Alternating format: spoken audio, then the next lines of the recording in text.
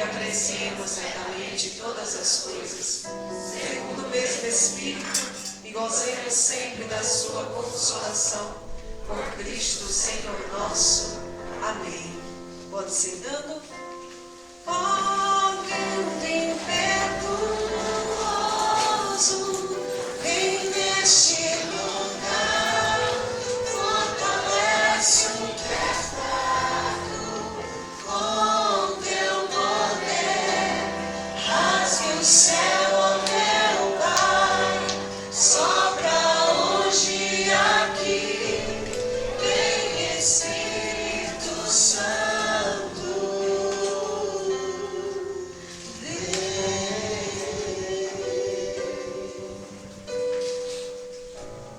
Santo anjo do Senhor,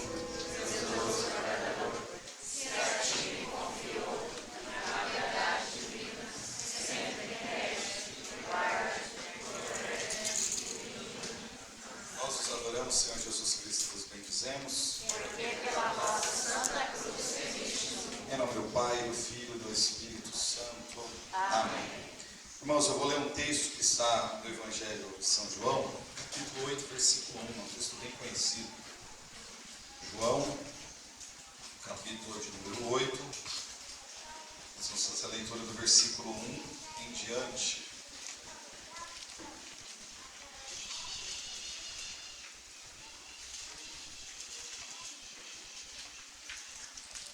Nós vamos falar um pouco sobre mudança de vida. Evangelho de João, capítulo 8, versículo 1. Normalmente o pessoal acha muito difícil pregar depois do almoço, porque o povo está com a barriga cheia, cansado da parte da manhã, não é? E pesa e dá aquele sono. É o horário que eu mais gosto de pregar, é depois do almoço, acredita? Em 25 anos eu faço sempre uma oração para Deus. Eu falo: Deus, se alguém cochilar, leva.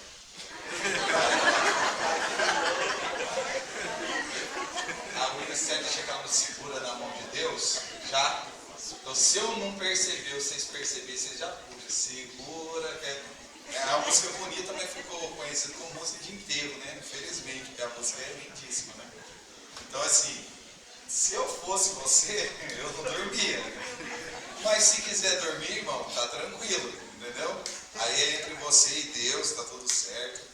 Mas se você der uma pescada aí, você vai fechar o olho aqui e vai abrir só na eternidade. Ok? Capítulo 8 do Evangelho de São João. Dirigiu-se Jesus para o Monte das Oliveiras. Ao romper da manhã, voltou ao templo e todo o povo veio a ele. Assentou-se e começou a ensinar. Os escribas e os fariseus trouxeram-lhe uma mulher que fora apanhada em adultério. Puseram-na no meio da multidão e disseram a Jesus: Mestre, agora mesmo esta mulher foi apanhada em adultério. Moisés mandou-nos na lei que apedrejássemos tais mulheres. Que dizes tu sobre isso? Perguntavam-lhe isso a fim de pô-lo à prova e poderem acusá-lo.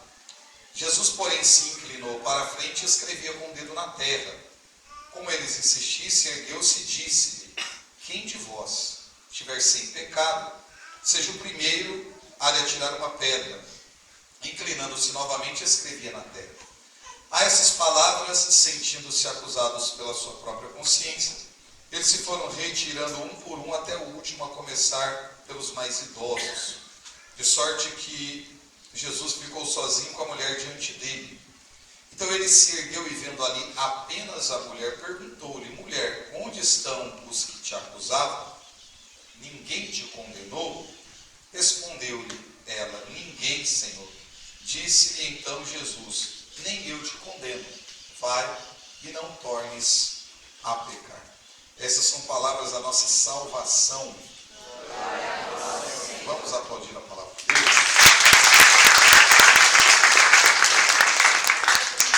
Irmãos, tem uma dinâmica muito interessante que acontece nesse texto e que de forma bem objetiva a gente vai trazer a realidade daquilo que nós vivemos nos dias de hoje. O texto fala sobre a realidade de uma mulher que foi apanhada em adultério. A lei de Moisés realmente dizia que a lei não valia para os homens. Olha que justiça. A lei valia para as mulheres. E ela não adulterou sozinha. Existia um homem junto com ela. Só que a lei de Moisés, a lei mosaica, dizia o quê? Que a mulher, sendo apanhada em adultério, ela tinha que ser levada para um ambiente público e apedrejada pela sociedade. Para quê? Para que servisse de exemplo para as outras mulheres, para que elas não cometessem o mesmo pecado. Então, o texto fala sobre essa realidade. Aqui fala sobre duas classes na comunidade judaica, os escribas e os fariseus. Eram duas classes judaizantes. Os escribas e os fariseus, a Bíblia diz, trouxeram uma mulher que tinha sido apanhada, surpreendida em um flagrante adultério. E eles estão caminhando com essa mulher e ela vai ser apresentada até aonde Jesus está. Só que existe algo que nós precisamos prestar atenção aqui no texto. Porque existe uma dinâmica muito profunda aqui. A mulher, quando ela foi apanhada em adultério, a lei dizia o quê? Se a pessoa está a uma certa distância, pedia-se para que alguém fosse à cidade e já comunicasse às pessoas. Digamos que fosse uma mulher aqui da cidade de Baipendi e ela cometeu um adultério em uma cidade vizinha. Então, alguém viria à frente, comunicaria toda a sociedade de que uma mulher seria levada aproximadamente em tal horário àquela praça pública. Então, antes que a mulher chegasse, a população já ia para o ambiente público e cada qual levavam ali as pedras na mão para poder apedrejar aquela mulher para cumprir a lei. Ou seja, pecou dessa forma, tem que morrer. E vai servir de exemplo para todo mundo. Então é basicamente isso. Eles vêm trazendo uma mulher e o povo, a população já está na praça, em um ambiente público, esperando essa mulher chegar. E providencialmente Jesus está lá, inclinado, escrevendo na terra com o seu dedo. Quando essa mulher vem se aproximando, o povo automaticamente, eles olham para os escribas e para os fariseus. Então vamos lá. Digamos que vocês sejam o povo e cada qual aqui tem pedras nas mãos, não como prova de amor, mas para matar alguém. Então vocês estão aqui com as pedras nas mãos, já sabendo que vocês vão apedrejar uma pessoa em um ambiente público. Aqui é o local de onde vêm os escribas, que é um grupo de homens, e os fariseus, outro grupo de homens, e uma mulher. À medida que eles vêm se aproximando do ambiente público, toda a população que está aí olha para os escribas e para os fariseus. Então presta atenção. A atenção, sendo redundante aqui, está em dois grupos de homens, nos escribas e nos fariseus. Está todo mundo olhando para eles para saber o que é que eles vão dizer. Quando eles vão se aproximando, eles viram Jesus a uma certa distância. Porque não era para Jesus estar ali. Era para ser um apedrejamento como foi tantos outros que aconteceram por erros parecidos ou iguais.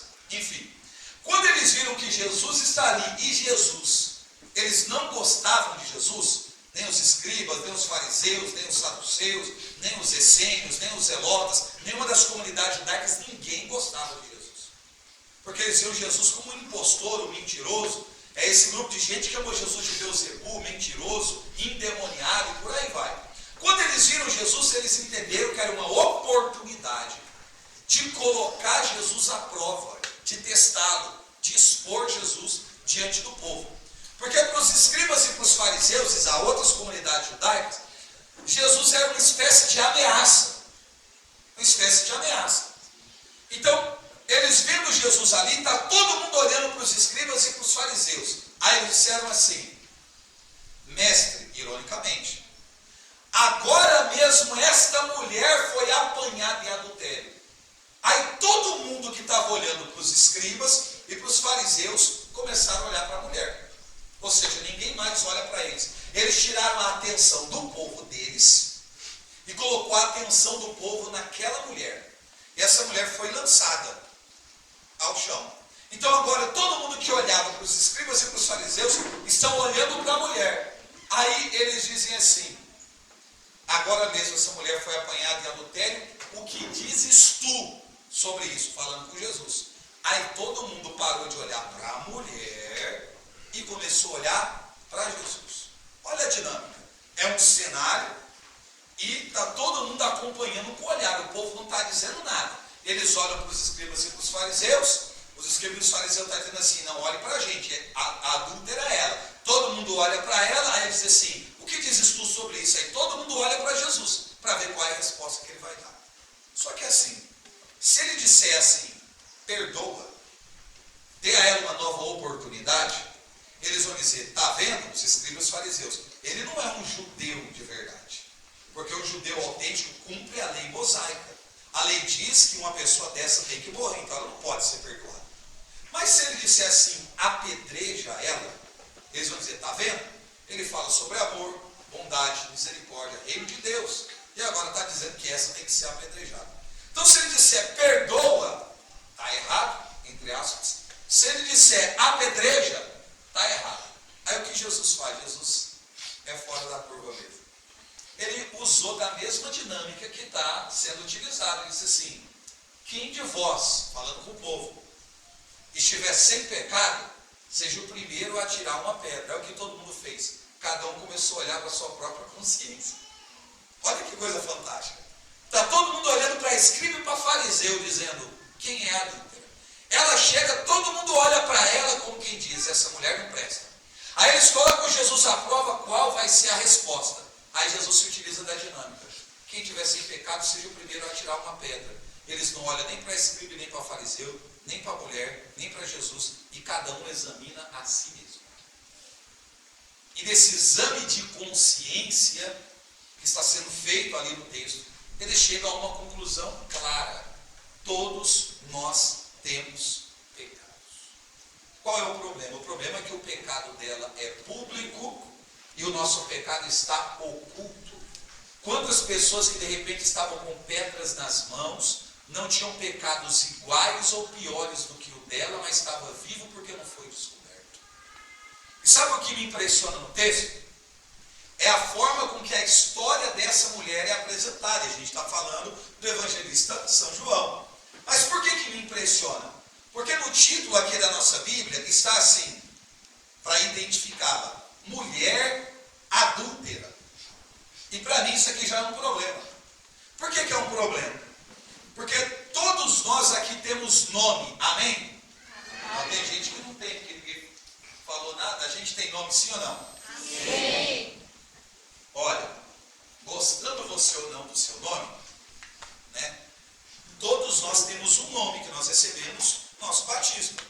Uns têm um nome muito bonito, outros um nome bem estranho, né? Mas nós temos um nome. Nome é o nosso código de identificação. O nome que nós recebemos fala de quem nós somos como indivíduo, pessoa. O sobrenome fala sobre o nosso histórico familiar, a família da qual nós fazemos parte. Por exemplo, eu sou o Charles, isso me identifica. Meu sobrenome é Vieira, eu sou da família dos Vieira, como tem a família dos Caetano, como 90% aí da família do Silva, né, dos Oliveira, e por aí vai. Então o nome fala sobre quem eu sou, o nome me identifica. O sobrenome identifica o nosso histórico familiar. Quando alguém chama essa mulher de mulher adúltera, não dando a ela nem nome e nem sobrenome, o que está dizendo? Que o pecado que ela cometeu se transformou em quem ela é e no seu histórico de vida. Isso é um problema. Porque qual é o nome? Não se sabe. E o sobrenome? Também não se sabe. O que se sabe? Que ela é uma mulher adúltera, ou seja, ela passou a ser reconhecida pelo pecado que pratica. Porque é isso que o pecado faz com a gente. Rouba a nossa dignidade, a nossa identidade. Só que veja, ali você vê alguém que é rotulado, ou seja, ela é adúltera. É alguém que não presta perante a sociedade. Não importa o nome, ou seja, a identidade dela, e não importa o seu histórico familiar, a família que ela faz parte, ela é uma adúltera, e ponto. Aí a gente olha para isso e diz assim, mas isso não é justo, mesmo diante de um pecado grave como esse. Mas vejam, gente, se nós não praticamos exatamente a mesma coisa nos dias de hoje, eu vou falar bem dentro do populacho aqui. Veja, às vezes a gente vê um homem, vamos usar a figura de um homem, bêbado, muito bêbado, trançando as pernas, caindo no meio da rua. Às vezes, em cidade pequena nem tanto, mas as maiores sim, às vezes, nós não sabemos o nome, nem o sobrenome. Mas nós damos àquela pessoa um adjetivo. Então, eu estou diante de alguém que eu não conheço o nome, não sei da sua história, não sei o porquê que a pessoa enveredou para o álcool, eu não sei o que está acontecendo com ela, eu não sei se é fruto de um trauma, eu não sei se aprendeu a beber quando era criança, eu não sei se aquilo dali é fuga, eu não sei o porquê que aquela pessoa está daquele jeito, eu não sei. Mas a gente diz assim, ali vai um pinguço, um alcoólatra, um cachaceiro, um bebum, um pé de cana. Em cada região tem um tipo de adjetivo diferente. Tem ou não tem? Tem. Você não sabe nome nem sobrenome. Mas por que você está chamando a pessoa de alcoólatra, pingaiada, cachaceiro, pé de cana, bebum e por aí vai? Quando a gente vê, por exemplo, um rapaz que está vivendo no mundo da drogadição, normalmente a gente diz assim, ali está um pilantra, nóia, vagabundo, marginal, cracudo, e por aí vai, tem adjetivos sem fim. Se a gente vê, por exemplo, uma moça que usa uma roupa indecente, tem um comportamento leviano, a gente usa adjetivos que nem convém falar em um ambiente santo igual esse.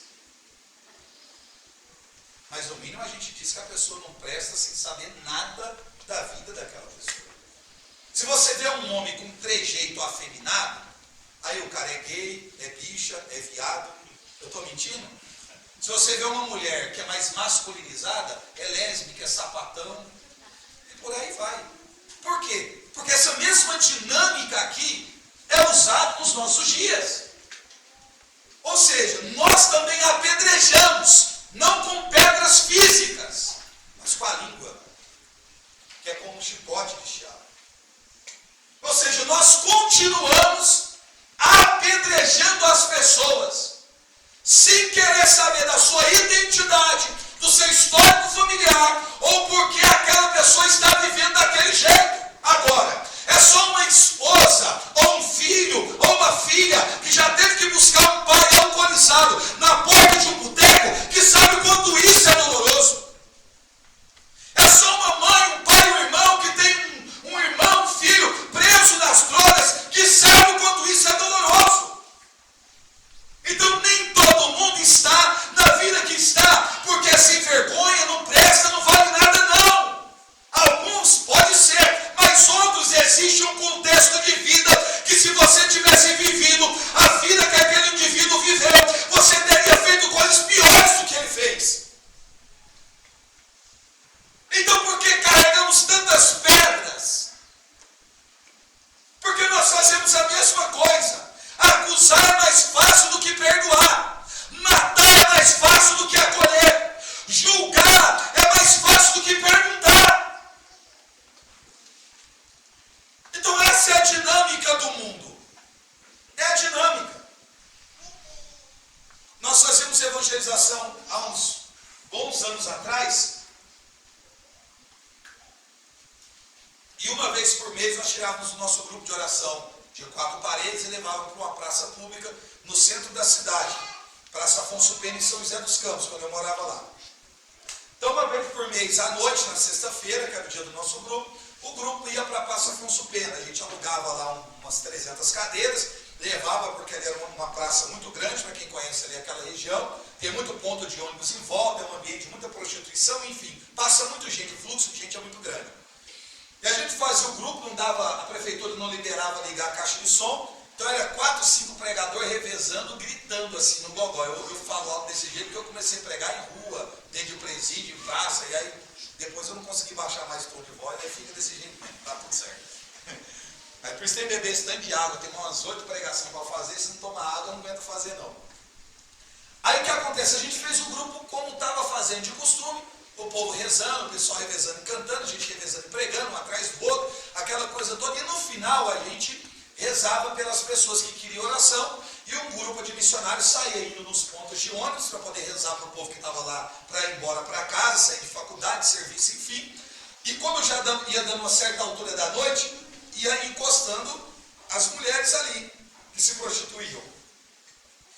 Aí eu lembro que nesse dia eu vi uma moça assim do lado de um trailer, esses negócios que vende cachorro quente, e eu fui até ela para poder evangelizá-la. Aí eu fui chegando perto dela, assim, quando eu estou me aproximando, ela me disse um valor. É tanto, R$50 na época. Aí eu, não é isso que eu estou querendo, não. Ela falou, o que você quer? Eu falei, eu quero conversar. Ela falou, você veio até aqui para conversar? Eu falei, ela falou assim, você sabe que eu sou uma prostituta? Eu falei, não, eu imaginei, mas eu estou querendo conversar. Ela falou, eu te conheço? Eu falei, não, eu quero conversar. Ela falou assim, não estou aqui para conversar, tempo para mim é dinheiro.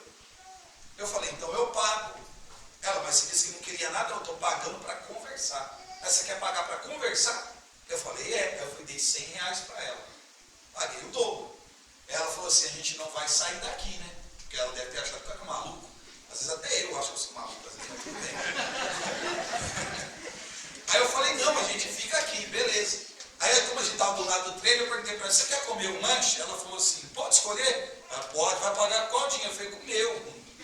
Meu Deus do céu. Aí ela comprou um X-Tudo, em trailer é mais caro, né? Que é um pãozão cheio de coisa dentro. Eu falei, meu Deus do céu, que missão que está dando prejuízo. Vamos lá. Aí comecei a conversar com ela, sentei com ela no banquinho que tinha do lado e fiquei ali conversando com ela, ela comendo e tal. Perguntei o nome dela, ela me falou.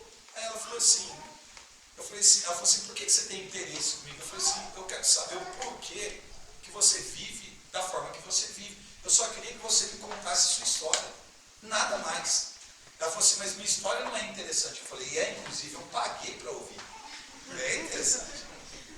Ela falou assim, ela encheu o olho de lágrimas, baixou a cabeça, me olhou e falou assim, olha, é bem ruim, delicado o que eu vou dizer para você, porque me fere muito. Eu falei, tudo bem. Eu falei, isso aqui é minha função, só quero te ouvir, saber de que forma eu posso te ajudar. Aí ela falou que tinha sido violentada pelo pai biológico, em casa, dos 9 aos 11 anos. Foi violentada pelo pai durante 2 anos, contou para a mãe não acreditou. Aí o pai foi embora de casa. A mãe colocou a culpa na filha, pelo fato do pai ter ido embora de casa. Aí a mãe colocou a filha para fora de casa. Ela foi morar com a tia. Foi violentado pelo tio com 12 anos. Depois foi violentado pelo tio com 12 anos, ficou durante, acho que 2, 3 anos sendo abusada pelo tio, foi abusada por primos, não aguentando abuso, foi para a rua. Quando ela foi para a rua, ela falou assim, olha, ela me chamava de missionária, missionária. Antes de eu completar 1 mês na rua, sem saber para onde ia, eu sofri um estupro coletivo dos irmãos. 9 homens violentados. Aí foi um grupo de prostitutas que pegou ela, levou para casa, e ela falou assim, como isso já é uma coisa comum na minha vida, pelo menos eu vou fazer isso para poder ganhar dinheiro. Olha que situação.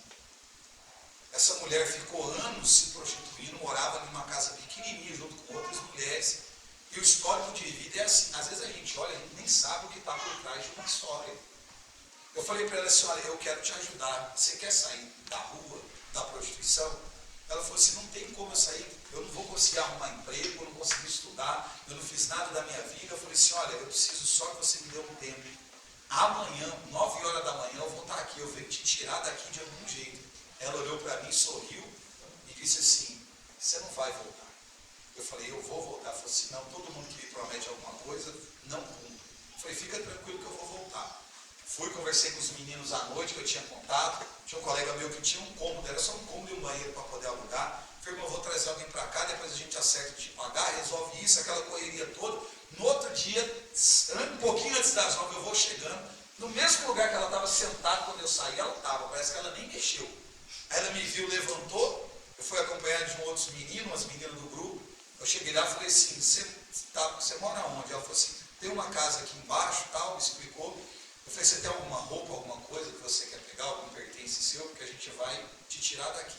Fomos na casa dela, que ela morava, muito bagunçado por sinal, pegamos lá alguns pertences dela, levamos ela. Eu falei, meu Deus, e agora o que a gente vai fazer com essa mulher? A gente, tudo novo, grupo de oração. Eu falei, o que a gente vai fazer com essa menina? Aí levamos ela para casa que ela ia ficar. Aí uma moça, gente, Deus é fantástico, uma moça falou assim: Charles, eu não sou casado, eu sou solteiro, eu conversei com os meus pais sobre essa situação, eu queria ver se vocês não liberavam eu morar com ela. Mas por quê, irmão? Ela falou assim: porque ela deve estar muito fragilizada, com certeza ela não pode tentar fugir, se ela usar de droga vai ter abstinência, é melhor ter alguém perto ali para poder auxiliar, uma moça do grupo de oração. Ela já era maior de idade, a gente liberou, ela ficou morando com a menina começou a frequentar o grupo, participar do grupo, fazer caminho no grupo de oração, participar dos momentos de cura interior, participar dos momentos de libertação. Depois de 3 anos conheceu um rapaz no grupo, noivou, namorou e é mãe de 3 filhos. Só para você entender. Fruto de uma evangelização no meio de uma praça. Que alguém que todo mundo dizia, essa é só mais uma que não presta e não vale nada. Mas enquanto a gente fica só colocando rótulos nas pessoas, a gente não consegue ajudá-las. É por isso que aquele texto do samaritano é algo fantástico. Eu amo aquele texto. Porque diz que passou o sacerdote, viu e foi adiante. E o levita igualmente, passou, viu e foi adiante. Só que a Bíblia usa a expressão assim, que aquele homem que foi pego por ladrões e salteadores, ele estava meio morto. Ou seja, está com cara de morto, aspecto de morto, está caído no meio do caminho. Pela lei, nem o sacerdote, nem o levita, eles podem se aproximar, tocar no cadáver, no caso.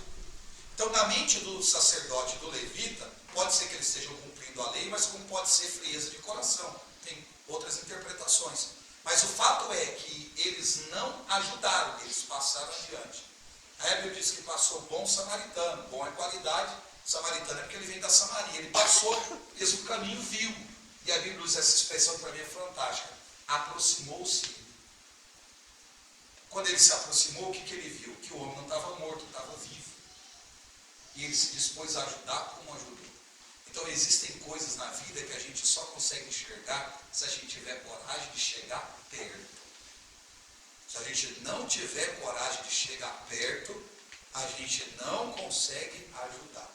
Então de longe a gente deduz, a gente critica, a gente fala, a gente cria uma fantasia, inventa uma história, mas passa direto para não se comprometer.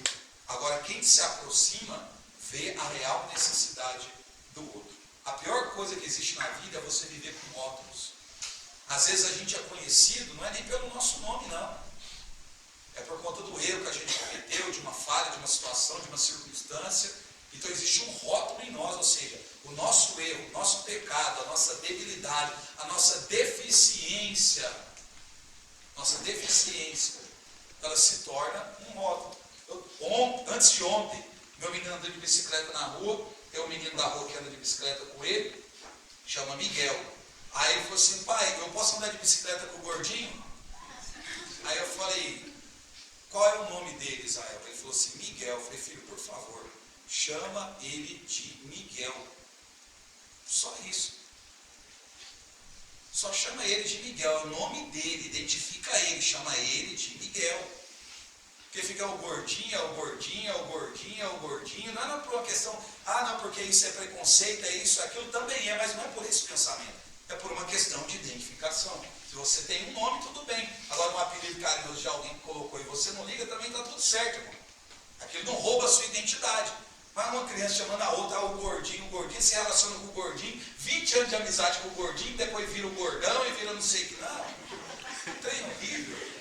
A pior coisa é você ter rótulo na vida.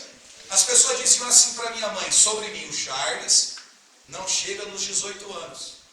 Ou ele vai apodrecer numa cadeia, ou vai morrer antes dos 18. Para ele, ou é cadeia ou é caixão. Então, para o povo que me conhecia, quando eu era mais novo, tinha uma sentença decretada sobre a minha vida. Esse não chega nos 18. Para ele, ou é cadeia ou é caixão. Pelo tipo de vida que eu vivia. Então, é muito fácil você rotular as pessoas. Só que, por outro lado, pelo tipo de trabalho que eu dava e o testemunho que eu dava, eu entendia as pessoas olharem para mim com muita desconfiança. E é aqui que eu queria chegar com você, para partilhar um pouquinho com você o meu testemunho de vida. Irmãos, eu cresci no interior de São Paulo, moro há 9 anos em Minas, mas não sou nem mineiro e nem paulista. Eu sou de uma cidade chamada Tabira, é no sertão de Pernambuco. Alguém já conheceu Tambira aqui? Não. Um dia quando eu prego em Pernambuco, eu pergunto, nem o povo de lá sabe onde é. Você vê que minha cidade era complicada. Eu sou de uma cidade chamada Tambira, no sertão mesmo de Pernambuco. Meu pai, a minha mãe, todo mundo é de lá. E a nossa história familiar já começou ainda enquanto os meus pais estavam no Nordeste, em Pernambuco. A minha mãe se casou com meu pai em um casamento arranjado. O meu avô sempre foi um homem muito interesseiro, gostava muito de dinheiro, e passava a perna nos filhos, se preciso fosse, por uma questão financeira.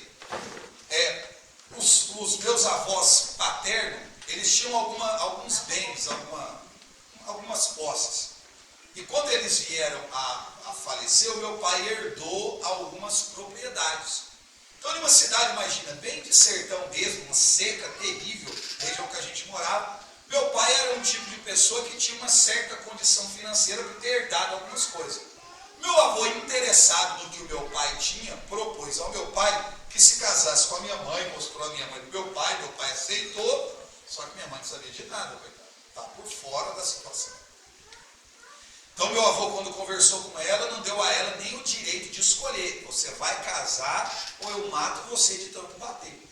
Então assim, a minha mãe se casou com um homem que ela não conhecia, não foi alguém que ela escolheu, mas se casou com meu pai. Só que ela dizia assim, Charles, depois que eu me casei com seu pai, a gente foi morar junto, pouco tempo de casamento eu me apaixonei pelo seu pai. Porque seu pai, ele era um homem muito calmo, uma pessoa muito boa, muito tranquila, um homem trabalhador, não tinha nenhum tipo de vício.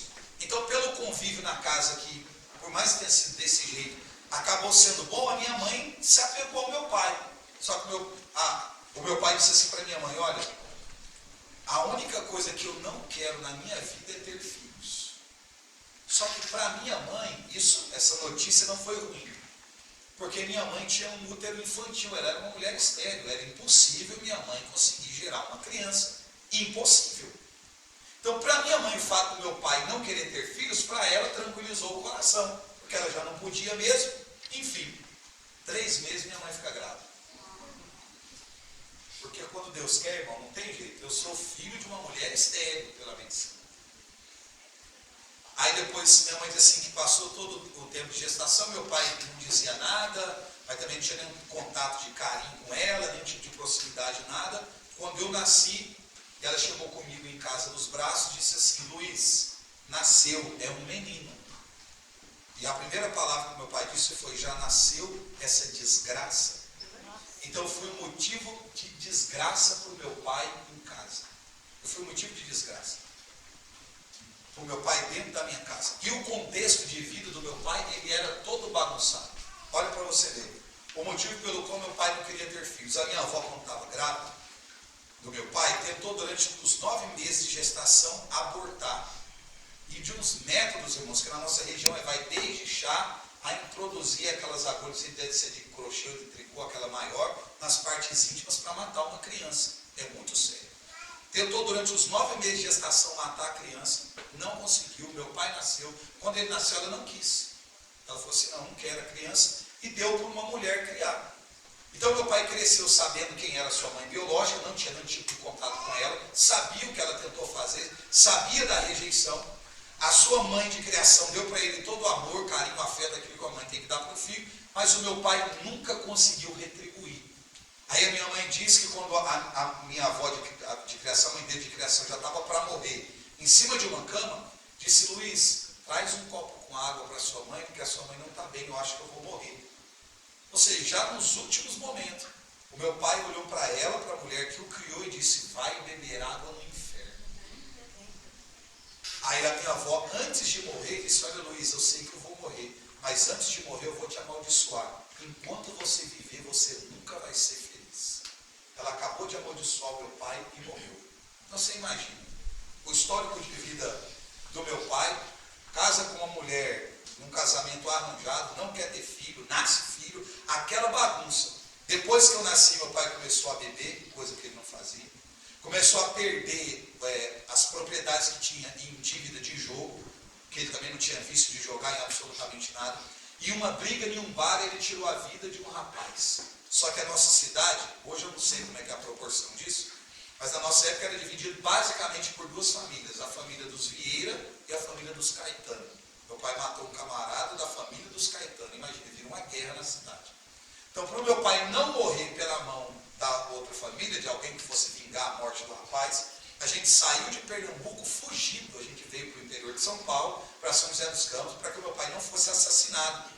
Quando meu pai chegou em São José, ele continuou bebendo, fazendo coisa errada, começou a usar droga, coisa que não fazia, se envolveu com droga, se envolveu com crime, matou na época o traficante da cidade. Na época São José tinha 500, 600 mil habitantes, hoje está na casa de quase 1 milhão de habitantes, é uma cidade muito grande. Então imagine, meu pai assumiu o tráfico de droga praticamente uma cidade inteira na época. Não, a nossa vida era uma bagunça. Dentro da nossa casa era onde se recebia a droga, preparava-se a droga, pesava, embalava para poder distribuir para pontos específicos, que tinha gente vendendo droga em alguns lugares da cidade. Então dentro da nossa casa era um ambiente de drogadição. Quantas vezes eu não vi o meu pai se trancar no quarto com outras mulheres e a minha mãe, eu tenho uma irmã mais nova que eu, também é filho do meu pai, o meu irmão é do segundo casamento da minha mãe, ela teve 3 filhos, ficar eu, a minha mãe e a minha irmã sentados no sofá da sala, enquanto o meu pai tinha que ficar no quarto com outras mulheres. E a minha mãe tinha que se submeter a toda aquela sujeira, porque ela tinha medo de que se fugisse meu pai ia encontrar, e ela temia pela vida dos filhos, ela se submetia a todo aquele tipo de sujeira. Meu pai deu um pontapé na barriga da minha mãe, ela grávida de 7 meses e perdeu a criança. Meu pai tentou abusar sexualmente da minha irmã quando ela tinha 5 anos de idade, dentro da nossa casa. A nossa casa era uma bagunça dentro do nosso ambiente familiar. O meu pai não frequentava igreja, ele frequentava os terreiros aí da vida aí, e em um desses lugares que ele foi, ele passou por um ritual de fechamento de corpo. Foi meu pai, foi a minha mãe, eu tive que ir junto, porque era criança, e lá o rapaz que era responsável lá por aquele ritual, queimou a ponta de um punhal em cima de uma vela, fez uma cruz quente no peito do meu pai, e disse para o meu pai que ele estaria protegido, e que ele teria que carregar aquele punhal, que toda pessoa que ele tirasse a vida, ele tinha que furar o coração da pessoa com um punhal e beber o sangue da pessoa lambendo o punhal. Olha o tipo de ambiente que a gente vivia. Irmãos, eu não vi, não foi uma, nem 2, nem 3, nem 5, nem 6. Foram muitas vezes que eu vi o meu pai matando gente, furando o coração e bebendo o sangue das pessoas. Meu pai apareceu no Linha Direta, quem é o mais antigo aí, lembra daquele programa apresentado pelo Marcelo Rezende? Meu pai apareceu no Linha Direta por ter matado um homem, cortado em pedaços, queimado em uma churrasqueira e enterrado no jardim de uma casa. Meu pai apareceu no Fantástico por ter tomado de 19 a 20 facadas no Carandiru e não ter morrido. A nossa vida era uma desgraça dentro da nossa casa. Todo tipo de violência que você imaginar acontecia dentro de casa. A primeira vez que eu comecei a usar droga não foi na rua com as más companhias, lá fora, na porta, não. A primeira vez que eu usei droga foi no dia do meu aniversário. Meu pai chegou uma carreta de cocaína na mesa de casa e disse, olha, o que eu fizer você faz depois, que ele não me chamava de filho. Chamava de tudo quanto é nome feio, menos de filho. Eu passei a usar droga a partir dali, comecei a usar droga constantemente. Eu nunca fui aquele tipo de usuário de droga que trabalhava o mês inteiro, gastava todo o salário na biqueira. Não. Eu nunca fui aquela pessoa que pela dependência pegava as coisas de casa e trocava por droga, ou que roubava os outros das ruas para poder trocar por droga. Não. Dentro da minha casa era onde a gente recebia droga. Eu usei muita cocaína. Eu cheirei tanta cocaína na minha vida que estourou a cartilagem do meu nariz. Eu tenho problema respiratório até hoje, de tanta droga que eu usava. Eu era aquele tipo de filho que mesmo reprovando o que meu pai fazia, eu tinha aquele tipo de dependência afetiva. Meu pai era como uma espécie de um herói para mim. Então, para eu ter a atenção dele, o afeto dele, eu mendigava tudo isso, fazendo tudo aquilo que ele me pedia. Com 12 anos, meu pai me deu uma arma de presente. Com 11 anos, eu cavava um buraco no fundo da minha casa para ocultar os restos mortais de pessoas que meu pai matava. Meu pai levava as pessoas para casa, matava, cortava em pedaços, e eu, com 11 anos, ia para o fundo de casa, cavar buraco e enterrar gente. Essa foi a infância que eu tive. Esse foi o ambiente que eu vivia, era o tipo de família que eu vivia. A minha vida arrebentada na droga, no fundo de casa cheio de cadáver ocultado, meu pai agredindo a minha mãe praticamente todos os dias, a nossa vida uma bagunça. Depois que ele me deu uma arma de presente, a gente saiu. Eu comecei a sair para poder fazer cobrança de droga. de pessoas que deviam para o meu pai. E numa dessas idas e vindas, a gente foi na casa de um rapaz que devia droga, chegou lá, meu pai fixou a data para ele pagar, disse que ia voltar depois de um certo tempo, e que se ele não pagasse, a mesma história, ia morrer. Quando deu a data combinada, meu pai voltou na casa do rapaz, eu não estava com meu pai quando ele voltou. Perguntou, a esposa dele falou, olha, meu marido pegou o dinheiro que tinha, fugiu, porque disse que mesmo pagando, você o mataria. Meu pai ficou irado com a situação, agrediu a mulher, amarrou ela em cima de uma cama com um filho de colo e pegou um menino dela, outro filho de 8 anos. Nessa época eu morava no Novo Horizonte, São José dos Campos, Zona Leste. Na parte de cima do nosso bairro, tinha um pasto, assim, uma área verde, um descampado. O Carlinhos desceu, que era amigo do meu pai, falou, Charles, seu pai está lá em cima no morro, e pediu para você subir para levar a arma que ele te deu. Eu coloquei a pistola na cintura e fui. Quando eu cheguei lá em cima, eu subi junto com o Carlinhos, está o meu pai e o menino, uma criança, 8 anos a criança. Quando eu cheguei lá naquele ambiente, o pai falou assim, cadê a arma? Eu falei, está aqui. Ele falou, tira a arma. Eu tirei a arma da cintura. O pai falou assim, coloca a arma na cabeça do menino. Eu falei, não pai, eu não vou fazer isso. Ele falou, rapaz, eu estou falando com você, coloca a arma na cabeça do menino. Eu falei, eu não vou fazer isso. Eu tinha 13 anos na época. Aí eu comecei a chorar. E meu pai falou, põe a arma na cabeça do menino. Eu comecei a tremer, coloquei a arma na cabeça da criança. Meu pai falou, agora você puxa o gatilho. Eu falei, eu não vou fazer isso. Eu chorando. Meu pai colocou a arma dele na minha cabeça e falou, ou você puxa o gatilho, ou eu mato você e mato ele. E eu, sob o peso de uma pressão psicológica, tirei a vida de uma criança de 8 anos. Aí você vai olhar para mim e falar, Charles, você é um criminoso. Eu não fiz aquilo porque eu quis, não foi uma escolha minha. Ah, mas você não tentou fazer alguma coisa, você não raciocina, tendo 13 anos, uma arma engatilhada na sua cabeça, mesmo sabendo que ele era o meu pai, eu sabia que ele tinha coragem de tirar a minha vida. Quando eu saí dali, da cena do crime, eu voltei para minha casa, eu fiquei de 6 a 8 meses sem conseguir sair de dentro do meu quarto, porque eu não conseguia dormir. Todas as vezes que eu cochilava um pouco, eu era assombrado com aquela cena. Eu mal conseguia comer, eu passei a ter ódio do meu pai. O que me manteve vivo foi ódio. Eu muito magro, fiquei cadavérico em cima da cama, já não tinha contato com meu pai, mal conseguia comer, a minha vida toda destruída, eu já não dormia muito. Comecei a sair do quarto para sair daquele estado que eu estava, fazia as coisas erradas, mas não tinha contato com meu pai. Um dia eu estou chegando em casa, o primeiro cômodo da nossa casa, a gente morava no Cerejeira nessa época, era a porta, assim, era a lateral da porta, era voltado para a rua. Então eu vim pelo portão assim, ou você entrava em casa pela sala, que era o primeiro cômodo, ou pela outra porta, que era da cozinha, ali os quartos do fundo, eram os quartos do fundo. Eu vendo meu pai ali, como eu não tinha contato, eu fui passar por trás para entrar pela cozinha para o meu quarto. Quando eu estou passando atrás do meu pai, assim, com a mão no batente, assim, desse jeito aqui, eu olhei entre esse espaço do corpo do batente, vi minha mãe caída no chão e uma poça de sangue onde estava a cabeça da minha mãe. Eu pensei, meu pai matou a minha mãe. Tirei a pistola da cintura, dei 3 tiros nas costas dele, acertei os 3, ele caiu, eu saí de casa. Meu pai foi internado, foi para a UTI, saiu da UTI e voltou para casa. Quando ele voltou para casa, eu não podia ficar nem na cidade, porque se eu ficasse, meu pai ia me encontrar e ia me matar. E eu, para não morrer pelo meu pai, eu fui para Barra Funda morar com uma prima minha, já mais próximo da capital. Cheguei lá, me envolvi com um primo meu que era puxador de carro, ele era ladrão de carro, tinha 13 anos, nunca tinha roubado carro na minha vida.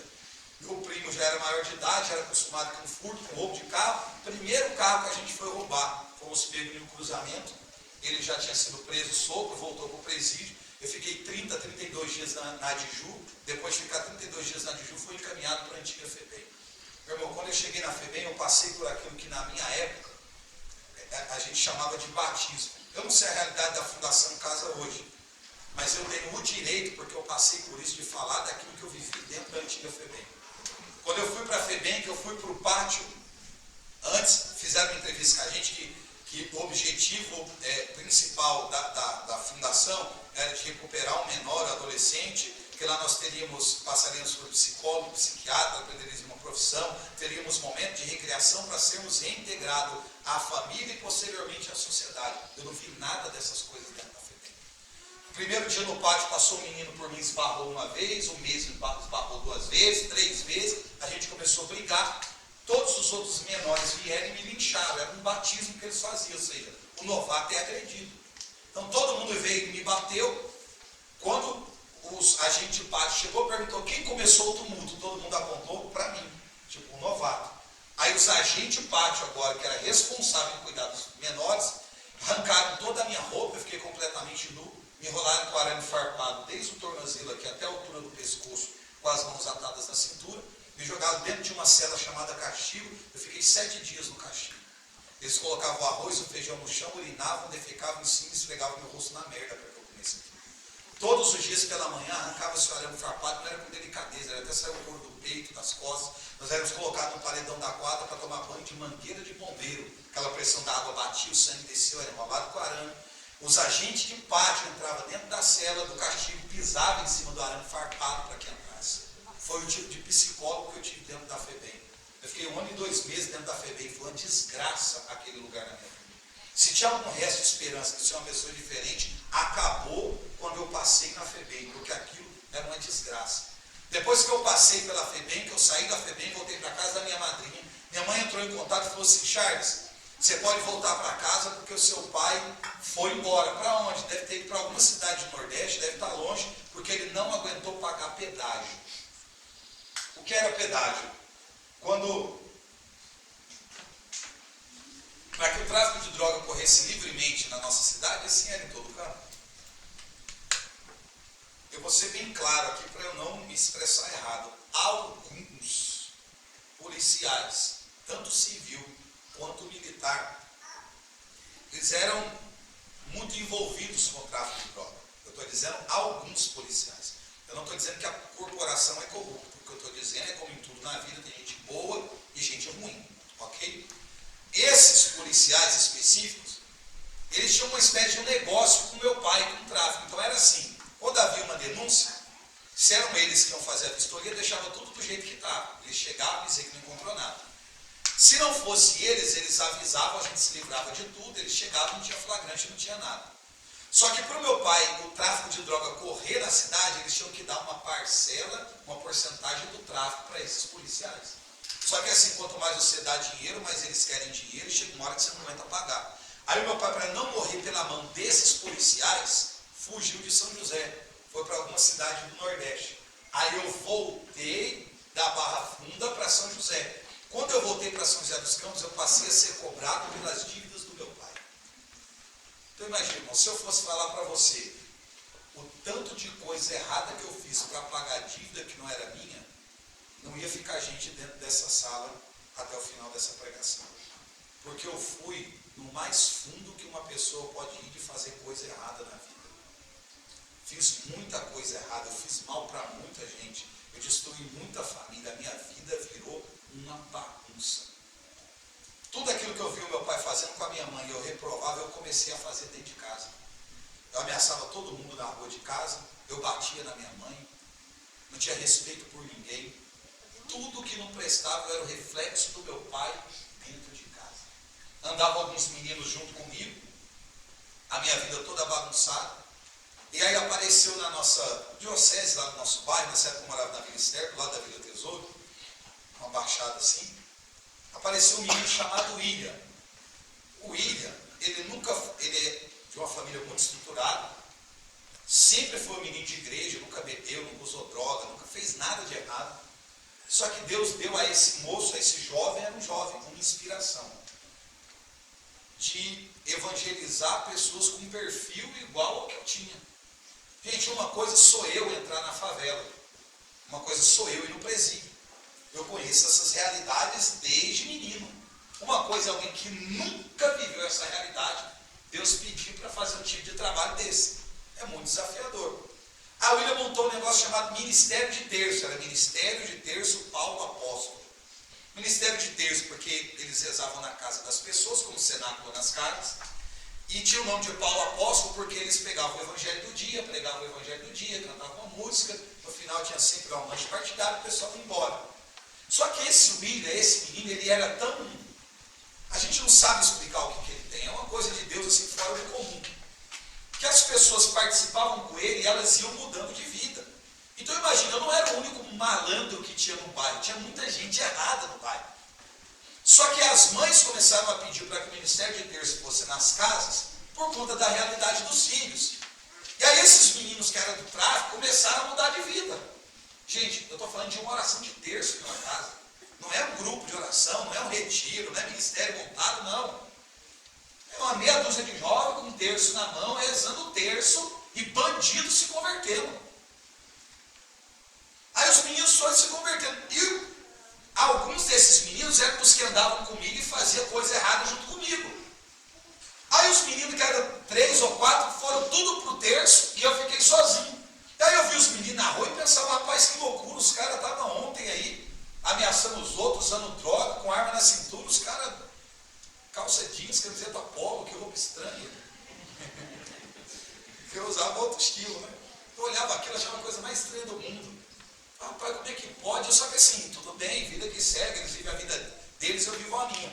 Na época eu era responsável pelo tráfico ali na Baixada, ali na Vila Externa, que era ali próximo onde eu morava, e eu ficava ali numa esquina de uma casa que não era minha, a gente metia o pé no poste, a luz apagava, chegava no escuro embaixo de uma árvore de uma casa lá, deixava a droga do outro lado da rua, irmão, é igualzinho até hoje, não mudou não. Eu fico vendo o fluxo dos meninos lá da sacada de casa do outro lado da rua, é o mesmo esquema, a didática é a mesma. Aí estou lá, sentado no banco lá, e a galera vai descendo depois das 9 da noite, vai descendo, eu ficava até umas 4 da manhã para buscar droga, gente de todo tipo, eu ia, pegava droga, tal, recebia, dava troco, aquela coisa toda.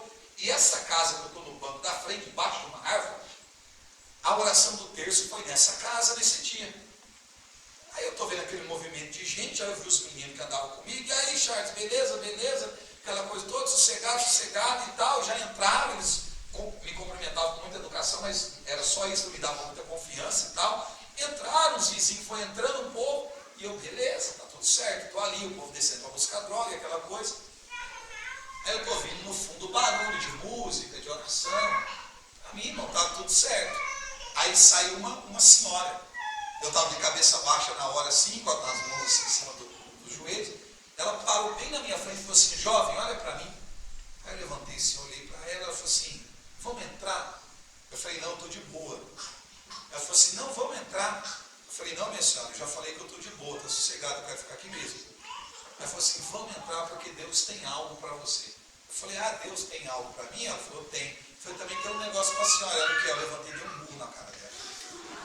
Aí foi ela para um lado, me deu outro, eu fiquei no ódio, porque eu me senti, tipo assim. Aí eu falei, eu vou sair desse negócio aqui, eu usei um outro nome lá, eu morava ali próximo, assim, alguns metros para baixo. Eu vou para casa, a hora que acabar a palhaçada da oração, eu volto aqui, beleza. Acabou a oração, voltei, o fluxo foi até as 4 da manhã, eu fui dormir. No outro dia, por volta às 4 da tarde, eu acho, estou eu lá na rua, lá, aí o Danilo apareceu. O Danilo era um dos meninos que andava comigo. Aí chegou em mim e falou, poxa, você é louco? Eu falei, o que foi, irmão? Ele falou, rapaz, você tem problema, você é maluco? Eu falei, o que foi, Danilo? Dá a letra logo, fala o que é, irmão. Ele falou assim, não, você deu um tapa na cara da mulher, falou o nome dela lá, que eu nem lembro. Aí eu falei assim, irmão, ó, eu falei para ela que eu estava de boa, falei 3 vezes, ela não me escutou, então comigo é assim. Se me convidar para ir em negócio de igreja, eu vou descer o braço, eu não quero saber não, eu vou sentar o dedo. Aí ele falou assim, vamos para a igreja? O cara que já foi malandro sabe os negócios, né? Eu falei, meu irmão, eu falei, Danilo, você está me tirando, velho? Eu falei, olha para a sua casa, você vai fazer o quê? A roupa que você está, era encasquetado com a roupa dos caras. A roupa que você está, velho, você vai fazer o quê? Você vai me matar com esse negócio aí, com essa Bíblia, com esse negócio aí? Eu falei, meu irmão, vamos fazer o seguinte, fica de boa, fica na sua. Não troque ideia comigo, segue a sua vida, tá tudo certo. Você vive sua vida para lá e me deixa em paz, velho. Não troque ideia comigo. Porque se vir conversar comigo vai dar ruim. Ele falou, não, mano. Cara, como é que você pode falar que não quer ir para a igreja, não quer nada, se você nunca foi? Eu falei, meu irmão, não preciso ir. Tem muita coisa que eu não quero na vida, eu não preciso ir. Ele, não, vamos um dia, cara. Um dia só é aquela coisa na minha cabeça. Eu falei, Danilo, vamos fazer o seguinte, velho, ó, assim, de boa. Onde é que é esse negócio aí? Eu vou. Só que vamos fazer o seguinte, eu vou um dia só. Eu vou e nunca mais você nem olha na minha cara. Vocês não me convidam para nada, beleza? Ele falou, não, beleza, pode ir, irmão. Isso foi no ano 2000. Passou uns 2 meses depois que ele me convidou, só que eu fiquei com aquele negócio na cabeça. Rapaz, eu dei minha palavra, falei que eu ia, vai ficar ruim se eu não aparecer, vai parecer que eu não vou honrar a palavra. Só que ao mesmo tempo que eu tinha um princípio de honrar a palavra, eu era malandro. Eu sabia que começava às 7, falei, eu chego 8h30, já está acabando, tipo, vim, dei uma passada e saio fora. Cheguei, ano 2000, mês de fevereiro, 8h30 da noite, Avenida Barbacena, na casa do William. Cheguei, a irmã dele abriu o portão, a mãe dele está na cozinha. Primeiro cômodo que tem a porta é a cozinha, voltando um aqui é o quarto. Ela fez, os meninos estão aí. O William estava numa cadeira assim, sentado, com um violão em cima do joelho, dedilhando. E um pouquinho de espaço para passar. Ele fez com a cabeça assim, como que assim, entra. Era a oração do núcleo dos meninos do terço, os 9 meninos ali dentro. Eu passei pelo William assim, eles estão num quarto pequeno, um guarda-roupa aqui, uma cama de solteiro. E os meninos ajoelhados em círculo. Não tinha como passar nem do lado nem do outro. E eu olhando assim, aí eu fui, passei aqui, um menino aqui, passei o outro aqui, pulei, sentei aqui na cama, encostei aqui no guarda-roupa, estou olhando os meninos aqui, estou olhando o William. E o William dedilhando o violão. O William era gago, ele é gago, né? Diz que gago não gagueja quando canta, mas ele gaguejava até cantando. Ele tinha uma graça de Deus que era fora do comum. Ele tocava mal, cantava mal, ele funcionava. Então, meu Deus do céu, eu estudei tanto para pregar, parece que a gente prega, o povo não escuta, aquele camarada, ele fazia o simples. Acho que o segredo é isso, o simples, tá aí. Aí eu ia dedilhando aquele violão, eu ali olhando aquele trem, falei, sabe quando você chega num lugar, que de repente a sensação que alguns tiveram, que você para num lugar e fala assim, o que eu vim fazer nesse lugar? Tanta coisa para eu fazer no dia como hoje. Eu vim parar dentro de uma casa com um bando de louco, beleza. Só que eles estão ali, cuida dedilhando o violão, eles balbuciando alguma coisa. Eu encostado aqui, sinceramente, não gostei de nada. Não gostei do lugar, não gostei de ver aquilo ali, eu incomodado, falei, esse negócio tem que acabar logo, aquela coisa toda. Aí o William falou assim, irmãos, vamos orar. Vamos levantar as nossas mãos e vamos clamar a Deus. Os meninos ajoelhados levantaram as mãos, começaram a falar em tom de voz mais forte. Na hora que eu olhei para aquilo ali, eu falei, não, tem alguma coisa errada aqui, ué. Como é que reza? Não é assim que reza. Como é que o povo está tudo gritando um na cara do outro, tudo pertinho? E gritava e balançava a mão e quase não acertava a cara do outro. Eu vi naquele trem e falei, meu Deus, não foi meu Deus, né, que eu falei, que nem isso aí eu falava. Na época eu olhei que foi o que eu vim fazer aqui. Aí começaram a rezar em língua. Ô meu irmão, para quem nunca viu oração em língua, quando vê a primeira vez, é muito estranho. A hora que começou aquela oração em língua, eu associei o barulho da oração em língua com o barulho que eu fazia no centro de candomblé, que tinha do outro lado de casa. Ó, pra você ver. Aí eu pensei, fui enganado, tem nada a ver com o negócio de Deus, o negócio aqui é de macumba mesmo. Aí eu pus a mão na cintura procurar a pistola, para ver se o diabo baixava o bico na barra. Eu desarmado, com medo, de coração, eu estava com medo, eu era malandro, eu estava. Falei, não, esse trem está muito estranho. E eu olhando aquela cena e os meninos gritando em oração em língua, e eu ia pano aquele violão e cantando. Eu falei, nossa, como é que eu vou sair desse lugar aqui? Aí eu falei, vamos silenciar o coração, e foi dedilhando o violão. E eu pensando, meu Deus, tem que dar um jeito de sair daqui. Eu olhando aquela cena e falei assim, gente, William, vamos fechar os nossos olhos? Eu falei, meu irmão, só eu estou de olho aberto, está todo mundo de olho fechado, ele não tem nada comigo. Eu falei, bom, como eu não quero ver essa palhaçada mesmo, vou fechar o olho. Estou ali, fechei o olho, mas assim, um olho fechado, o outro fiscalizando, né? Não sei o que vai acontecer aqui. E eu ali, com o olho fechado, abria e tal. O William falou assim, imagine Cristo crucificado. Gente, na cozinha da minha casa tinha uma cruzinha assim, ó. A cruz de metal e o Cristo de metal. Tipo, como se fosse de inox, né? Desse tamanhozinho assim, ó, pequenininho, devia dar uns 20 centímetros. Em cima do armário de cozinha. Eu não frequentava igreja, não era nem batizado, não era nada. Eu sabia o que era uma cruzinha, porque tinha lá, e minha mãe já, na época, estava frequentando grupo de oração, aquela coisa toda. Eu estava indo na igreja, mas eu não tinha muito contato nem com a minha mãe assim. Aí eu imaginei aquela cruzinha de metal da cozinha de casa. Eu falei, bom, eu vou imaginar Jesus, porque o negócio que está meio voltado para macumba, pelo menos na minha cabeça fica outra coisa. E eu estou com aquela cruz aqui na cabeça. O William começou a dedilhar o violão e começou a conduzir uma oração falando sobre o sacrifício de Cristo na cruz. Ô, irmão, eu vou falar para você. Quando ele começou a falar do sacrifício de Cristo, da coroa de espinhos, dos pregos que transpassou as mãos e os pés, da humilhação que ele sofreu, de Cristo pendurado no madeiro, quando ele começou a falar sobre aquilo, aquela cruz de metal sumiu da minha mente. E eu, com o olho fechado, eu via, com os olhos fechados, uma cruz que cabia um homem da minha estatura, uma cruz tamanho real, com Cristo crucificado nela, Jesus todo envolvido em sangue, e da cruz Jesus me dizia assim: eu morri para te dar vida e vida em abundância. É um texto bíblico, só que eu não conhecia a Bíblia. Quando eu vi aquela cena de Jesus sangrando, pregado na cruz, respirando com muita dificuldade, falando comigo, eu abri o olho, porque eu assustei. Quando eu abri o olho, eu vi a mesma coisa, com o olho aberto. Jesus sangrando e dizendo: eu morri para te dar vida e vida em abundância. Aí eu comecei a passar a mão na cara, fechava o olho e abri o olho, de olho fechado e de olho aberto. Eu vi a mesma coisa. Jesus pendurado na cruz e dizendo: eu morri para te dar vida e vida em abundância. Dali eu já comecei a chorar. O William começou a falar sobre vida nova, sobre transformação, sobre mudança de vida, sobre o sacrifício de Cristo. A minha vida foi passando como que em questão de segundo diante dos meus olhos. Da cama de onde eu estava, eu só deslizei assim, pus o joelho no chão e falei: se o Senhor existe, se o Senhor é Deus, então muda a minha vida. Eu comecei a chorar, assim, chorar de soluçar, porque antes de eu fazer a oração, o William tinha cantado aquela música Ninguém Te Ama Como Eu, acho que é do Martim Valverde, né, que foi gravado pelo Júlio Jorge. A hora que ele cantou, eu já estava fragilizado ali, já estava chorando. Ele puxou a música e quando entrou na música, parece que foi alguma coisa me rasgando de dentro para fora. Assim. Aí cantou aquela música, parece que foi me rasgando de dentro para fora, eu caí de joelhos ali. Falei: se o Senhor existe, muda a minha vida. Eu chorei de soluçar. Eu chorei tanto, mas tanto, que eu não consegui ficar em pé sozinho. Os meninos me pegaram assim. Falou: Charles, você tá bem? Eu falei: não, estou de boa, quero ir embora.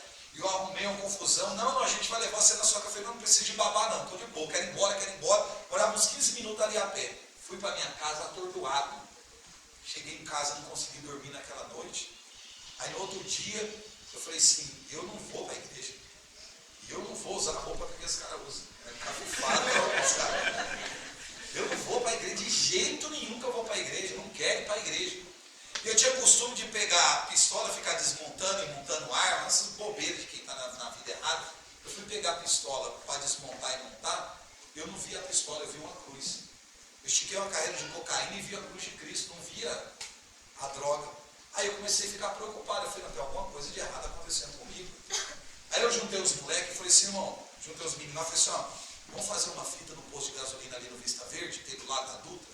Ah, o que é? Eu falei assim: não estou precisando esfriar a cabeça, vamos levantar um dinheiro, a gente precisa ir para Caraguá, vamos para o litoral, eu quero ficar uns dias de boca, a minha cabeça não está legal. Aí juntei os moleques lá, fomos roubar um posto BR, do outro lado da Dutra. Aí fizemos todo o esquema: vamos roubar, descer o morro, atravessar a pista sentido Rio-São Paulo, o posto já está na beirada, a gente vamos voltar a pé para o bairro, até a polícia chegar, tem que dar a volta no bairro. Chegou, a gente até gastou o dinheiro, vai dar tudo certo. Dito e feito, a gente chegou, roubamos lá o dinheiro no posto de gasolina. Quando a gente está atravessando a BR-116 a Dutra, eu vi uma luz assim, ó, na minha frente, forte. Não era Jesus não, era a luz de um caminhão mesmo. Porque quando eu fui atravessar a pista, eu parei no meio da pista.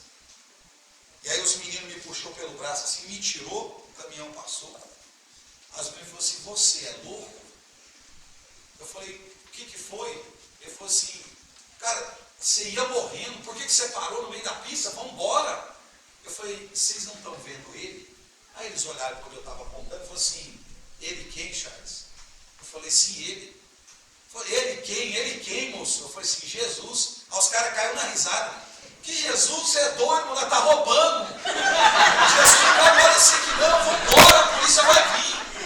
Vamos embora, você está muito louco. Eles pegaram pro braço e foi. Quando chegou lá no morro, eu falei assim: cara, ó, pega o dinheiro, faz o que vocês quiserem. Nem o dinheiro eu fiquei. Aí eu fiquei atordoado, eu falei: não, tem alguma coisa errada acontecendo comigo, vou procurar o Danilo. Cheguei lá, eu e o Danilo. Ô Danilo, vem cá, irmão, preciso conversar. O que foi, Charles? Eu falei: então, eu acho que tem algum problema comigo. Ele: por quê? Eu falei: lembra aquele dia da oração, assim, sei. Eu falei: então, de lá para cá está acontecendo isso, eu tentei fazer isso, aconteceu isso e tal. Ele falou: vixe, cara, a oração deu errado. Deu errado? Eu falei: não é, lógico que deu errado. Eu não estou conseguindo viver mais. Ele falou: cara, só que é assim. Eu falei: irmão, pelo amor de Deus, assim, se podia acontecer um negócio desse aí, por que você não falou comigo antes? Ele falou: não, cara, eu não sabia que ia dar esse negócio aí, achei que ia dar certo. Mas assim, ó, teve um cara que aconteceu a mesma coisa que aconteceu com você. Só que aí a gente falou pro cara ficar um tempo com a gente até passar. Só que ele não quis, velho. Eu falei, e aí? Ele falou, não, o cara tá no Chuí. Chuí é um hospital de doido que tinha na nossa cidade. Eu falei, no Chuí? Ele falou, é. Eu falei, não quero saber negócio de Chuí, não. Eu falei, mas como é que eu faço? Ele não fica, cola com nós, você vai dar tudo certo. Mentira. Só pra eu não desgarrar. Aí comecei a andar com os meninos, aí comecei a ir no terço, rezar na montanha, ir para a igreja, fazer um monte de coisa. Só que nesse processo de medo de enlouquecer e andar com os meninos, o Espírito foi convencendo o meu coração. E eu fui tendo entendimento do que tinha acontecido. Um dia eu estou chegando em casa, já convicto da graça que Deus tinha feito na minha vida. A gente morava numa edícula no fundo, assim, era um corredorzinho para chegar na minha casa, que era uma casa no fundo de uma casa maior. Eu cheguei assim, minha mãe estava esfregando roupa no tanque, que tinha concreto ainda, né? Não tinha nem tanquinho nem nada. Ela está lá esfregando a roupa no tanque, eu parei atrás dela e disse assim, mãe. Quando eu disse isso, ela largou a roupa assim, bem calmamente, olhou para trás, como quem não tivesse entendido, e disse assim, você me chamou do quê? Eu disse, eu chamei a senhora de mãe. Porque eu não chamava ela de mãe, eu chamava ela de tudo quanto é palavrão, você imagina. Eu batia nela. Ela olhou para mim e falou assim, você está bem? Eu falei, sim, estou. Eu falei, mãe, eu quero pedir perdão para a senhora por tudo que eu fiz a senhora passar. Eu quero dizer que eu me arrependo de tudo. Eu quero dizer para a senhora que eu tive um encontro com Deus. E Deus mudou a minha vida e eu nunca mais vou ser a mesma pessoa. Meu irmão, eu lembro como se fosse agora. Minha mãe levantou a cabeça para o céu, as lágrimas caíram dos olhos, e ela disse assim, até que enfim Deus ouviu a minha oração. Eu me lembrei que quando estava na bagunça, chegava em casa, bêbado, alcoolizado, quem já usou droga sabe que droga inibe o sono, eu queria me levantar no meio da noite para tomar um copo com água e ir no banheiro, porque eu não conseguia dormir direito. Minha mãe estava aos pés da minha cama, rezando o terço, para que eu mudasse de vida. Minha mãe já frequentava o grupo de oração. Ela dizia para as mulheres do grupo de oração da época dela, eu acho que as mulheres não eram muito firmes, não. Falava assim, um dia meu filho vai ser pregador. Mas a mulher falava, quem? Charles? Não dá, aí não tem jeito. A minha mãe ia para o pé da minha cama e a oração da minha mãe era assim, Deus, tira o meu filho das drogas e faz do meu filho um pregador do Evangelho. Eu sou fruto da oração de uma nordestina de 1,60 m, que quando todo mundo dizia que para ele era cadeia ou era caixão, ela ia para a cama de um filho drogado, rezar o terço e dizer para Deus transformar o filho dela, que era traficante, e pregador do Evangelho. Eu sou fruto da oração do Senhor. Eu mudei por causa da oração dela. A partir dali eu comecei a reorganizar a minha vida, a recuperar o tempo perdido, acertar a minha vida, eu comecei a fazer as coisas de Deus, e eu comecei a fazer uma oração para Deus. Falei, Deus, não permita que eu morra, e nem o meu pai morra, sem antes eu ter a oportunidade de me encontrar com ele. Passaram-se anos.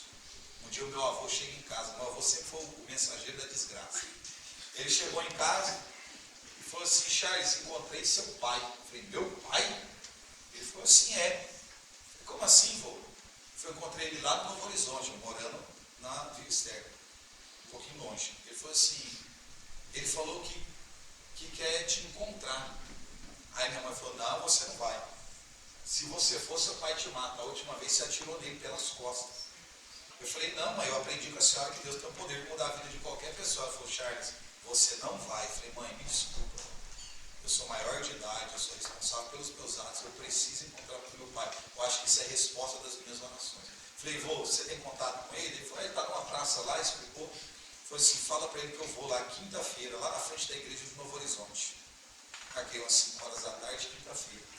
Minha mãe deu um abraço em mim quando eu estava indo, parece que estava enterrando um filho, que eu não ia voltar para casa.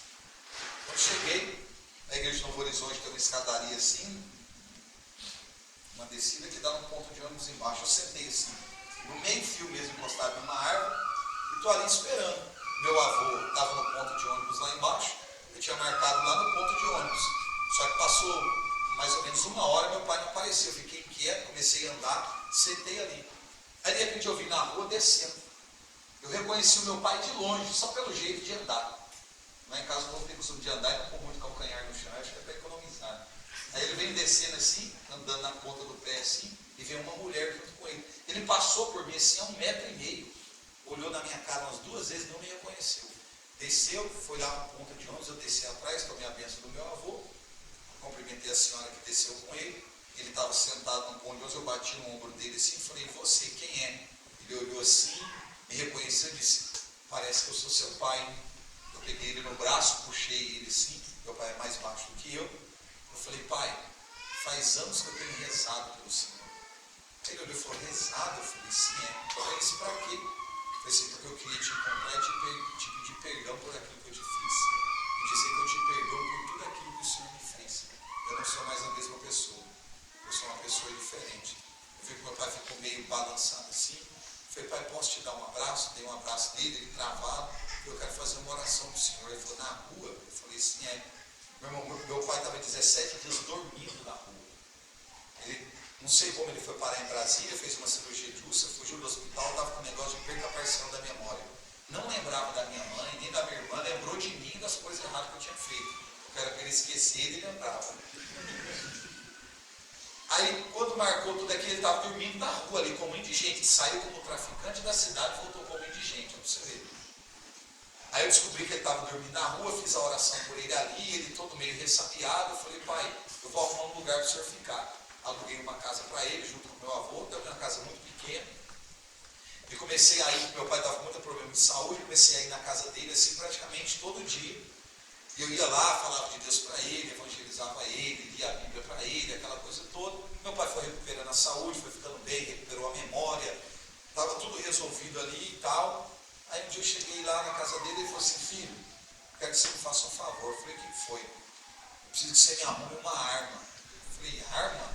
Ele falou, é. Eu falei, o que o senhor quer com uma arma? Ele falou assim, não, eu quero tomar de volta tudo que é meu. Aí eu me senti usado pelo meu pai. Eu falei, meu pai fez de caso pensado, me usou para ficar bem, agora que está bem vai voltar para a mesma vida do crime que está. Aí eu saí, irmão, chateado. Aquele dia eu saí chateado. Aí eu lembrei que quando ele me deu uma arma de presente, ele colocou uma 380 dentro de uma caixa de sapato que rolou num pano.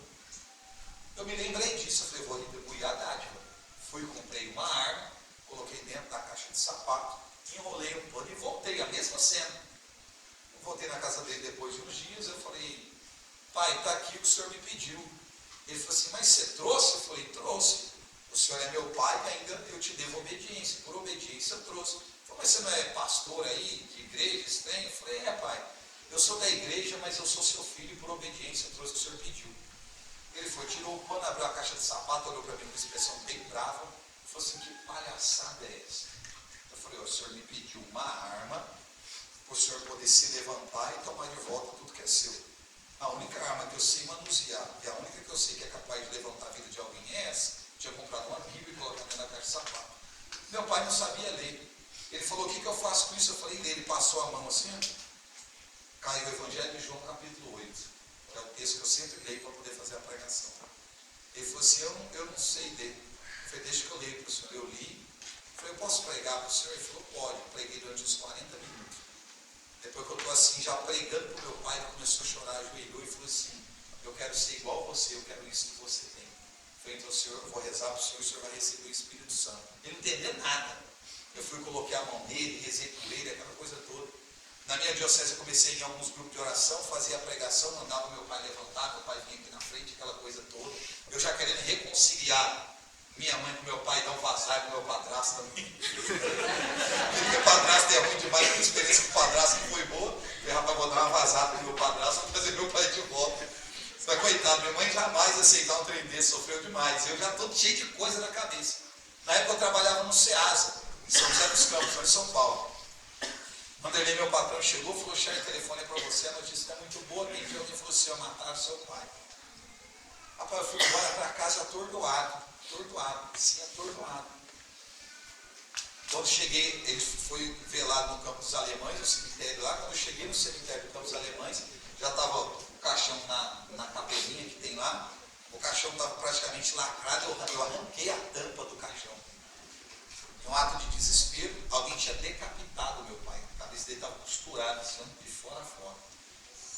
Me deu um sentimento de revolta tão grande, já estava na igreja, eu pregava, fazia um monte de coisa. Deu um sentimento de revolta, a minha vontade naquele dia foi de matar quem matou meu pai. Uma bagunça. Aí eu saí chorando assim, sentei em cima de uma lápide lá e fiquei pensando, eu vou matar quem fez isso com meu pai.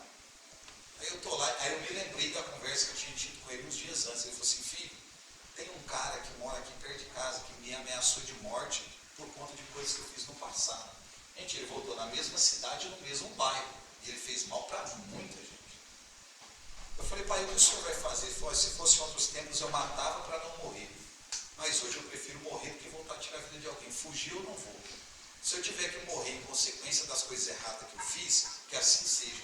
Mas eu não levanto a minha mão nunca mais contra ninguém. Ficou, morreu, foi assassinado, decapitado. Eu me lembrei dessa conversa, foi o que me manteve ali. Falei, pai, por que o senhor prefere morrer do que tirar a vida de uma pessoa? Ele falou, não, porque eu acreditei naquela pregação que você fez, eu sei que eu posso ser um homem diferente, eu não quero mais ser a mesma pessoa. Depois daquele cenário ali, meu pai morreu, aquela coisa toda, a minha vida toda uma bagunça, meu avô chegou em casa, o mensageiro da desgraça, meu avô chegou em casa e falou, Charles, você sabe quem matou seu pai? Eu falei, não, vô, não estou interessado em saber não, está tudo certo. Aí ele falou o nome de um cara lá, falou, ele é lá do Novo Horizonte. Eu falei, não, vô, eu estou de boa, não quero saber não. E ele foi falando. Ele lá no Novo Horizonte tem uns 5 trailers, o único trailer preto que tem lá é o trailer que é do cara. O cara que matou seu pai é dono daquele trailer, ele está trabalhando lá, meu avô era o bicho. Bom, só que quando ele falou aquilo, eu assim, tirei de letra na hora, eu fiquei pensando, rapaz, como é que eu vou deixar esse cara vivo depois desse cara ter matado meu pai? Só que eu já estava assim, bem em Deus. Aí eu fui rezando. Aconselhei com um padre amigo meu que eu tinha agredido. É verdade. Falei, o que fazer nessas horas? Me ajuda. Isso que é bom reconciliar. Você sempre tem alguém para pedir ajuda depois. Aí eu cheguei lá. Eu fui no trailer. Cheguei no trailer, pedi um lanche. Estava abrindo o trailer. Esperei o cara abrir. Vi o cara, era a descrição que meu avô falou. Cheguei no trailer e encostei. Aí eu falei assim, faz um x-salada para mim. Aí o cara estava fazendo um lanche, põe tudo.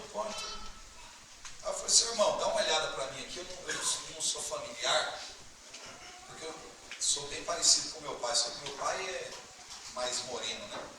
Moreno, para mim ou é branco ou é preto, é preto.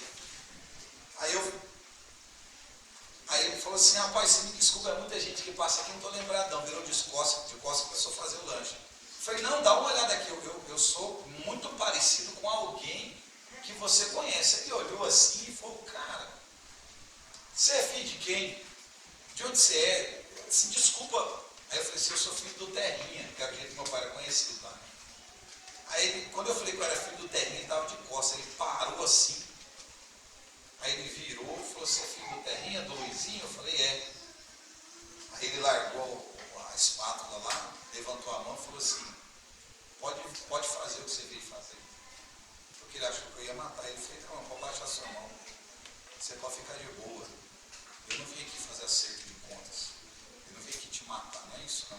Você pode ficar tranquilo. Eu só vim aqui para dizer para você que eu te perdoo por aquilo que você fez com meu pai. Porque se alguém como eu e alguém como meu pai mereceu uma segunda chance, você merece também. Então eu não quero que você morra sem você saber. E eu como filho, sabendo o que você fez, eu te perdoei. Agora o lanche você não pode ficar, eu não dou conta de comer, mas o perdão está liberado, está tudo certo. Fui para casa. Cheguei em casa, Deus falou comigo, não é só isso, Charles. Você vai atrás da mulher que você tirou a vida do filho dela. E vai pedir perdão para ela. Hoje, gente, eu vou falar para vocês. Descobri onde a mulher morava. Cheguei no portão da casa dela. Uma mulher, já uma senhora toda simpática, atenciosa. Conversei um pouquinho com ela. A gente tinha algumas pessoas conhecidas em comum. Ela falou, meu filho, você não quer entrar? Tomar um copo com água? Eu falei, eu aceito. Entrei, estou sentado no sofá com um copo de água na mão. Eu falei para ela, a senhora tem filho? Ela falou assim, eu tenho um, o outro morreu. Eu falei, morreu como? Ela foi, encontraram ele com um tiro na cabeça. Imagina eu, irmãos, diante de uma cena dessa. Eu fui, contei minha história de vida para ela, eu falei, olha, naquele dia que estava lá, era eu. Foi eu que tirei a vida do seu filho. Foi Deus que me mandou vir aqui, porque eu preciso pedir perdão à senhora. mas eu não posso morrer carregando essa. Eu queria te pedir perdão. Ela falou assim, olha, meu coração está doendo, chorando, mas eu entendi o que aconteceu, a culpa não é sua, pode ficar tranquilo que eu te perdoo. Ela veio e me deu um abraço, um beijo no rosto, e falou assim, você vai ser o filho que eu perdi. Eu vou rezar por você todos os dias da minha vida. Eu tive coragem de ir lá pedir perdão para uma mãe ferida que teve um filho assassinado de forma trágica. Depois que eu me mudei para Minas, aqui eu vou encerrar para a gente rezar. Eu saí de São José, fui morar em Sete Lagoas. Aí a gente descobriu que a minha mãe estava com câncer. E a minha família é assim, o lado da minha mãe, todas as pessoas, eu não estou dizendo assim, 3, 4, estou dizendo que todas as pessoas por parte de mãe, seja homem ou mulher, morreram com câncer. Todas. E do lado do meu pai, todos morreram assassinados. Tipo uma maldição que tinha na família. Aí imagina, a nossa família já tem essa coisa, aí a mãe está com câncer, já bateu o desespero em todo mundo. E eu, condição financeira não estava boa, morando quase 700 quilômetros de distância, aquela coisa toda, eu falei, como é que eu vou conseguir acompanhar minha mãe? Não tem como eu reprogramar a minha vida e voltar para São José. E aí tá aquelas idas e vindas, de vez em quando eu ia, voltava um pouco, conversava um pouco, ela começou a fazer quimioterapia, radioterapia, aquela coisa, interna, sai, vai fazendo os tratamentos, aí emagrece muito, começa a perder cabelo, enfraquecer unha, aquele cenário todo. Aí eu lembro que a minha mãe já estava bem debilitada. Nessa época eu tinha que fazer missão na fraternidade, lá em Candeias do Irmão Trovão. Eu ia ficar com eles lá na Semana Santa. Eu lembro que eu cheguei lá na Sexta-feira Santa, na verdade, cheguei na sexta-feira. Ia ficar com eles sexta, sábado, domingo, e ficar outra semana dando formação para a comunidade deles. Quando eu cheguei lá na sexta-feira, minha irmã me ligou na sexta-feira da paixão. Falei assim, Charles, acabei de sair do hospital, a mãe está internada, e ela disse que vai morrer. E a mãe nunca ficou assim. E ela disse que não queria morrer sem antes te ver. Então onde você está? Eu falei, estou na Bahia, em Candeias. Ela falou, dá um jeito de vir embora, porque a mãe não tem. Aí eu conversei com o irmão lá, falei, irmão, eu preciso ir embora. Contei a história, ele falou, não, só que a gente não conseguiu. Se fosse de ônibus, dava tempo, o voo não tinha na sexta, a gente dava nem conta de pagar.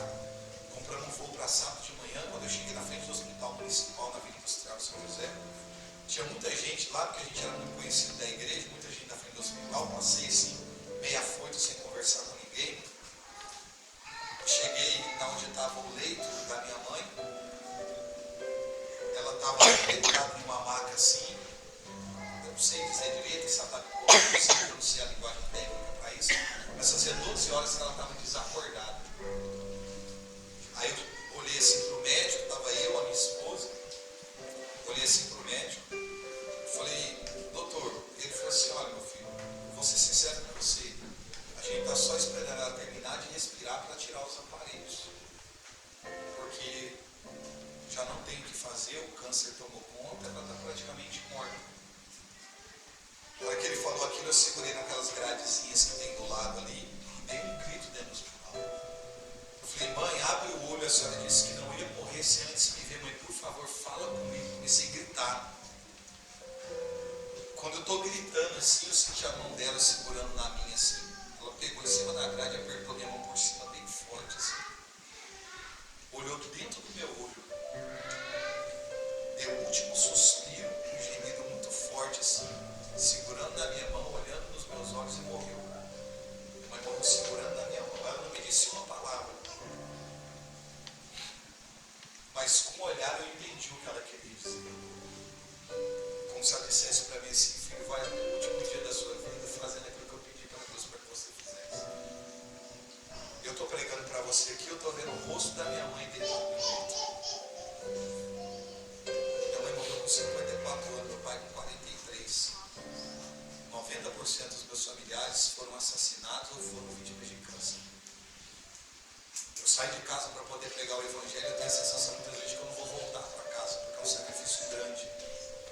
Eu não faço isso aqui que eu estou fazendo, não é por profissão, não é por nada disso, é ingratidão àquilo que Deus fez na minha vida. Eu entendo quando Paulo diz assim, ai de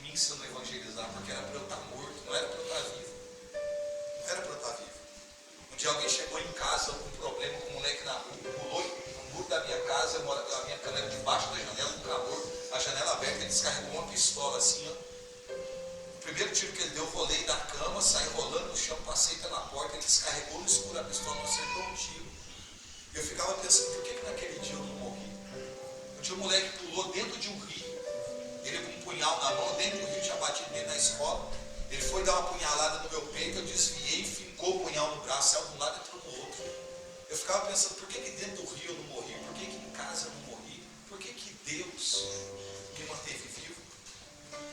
E quando eu saio para pregar assim, eu sei por que Deus não deixou eu morrer.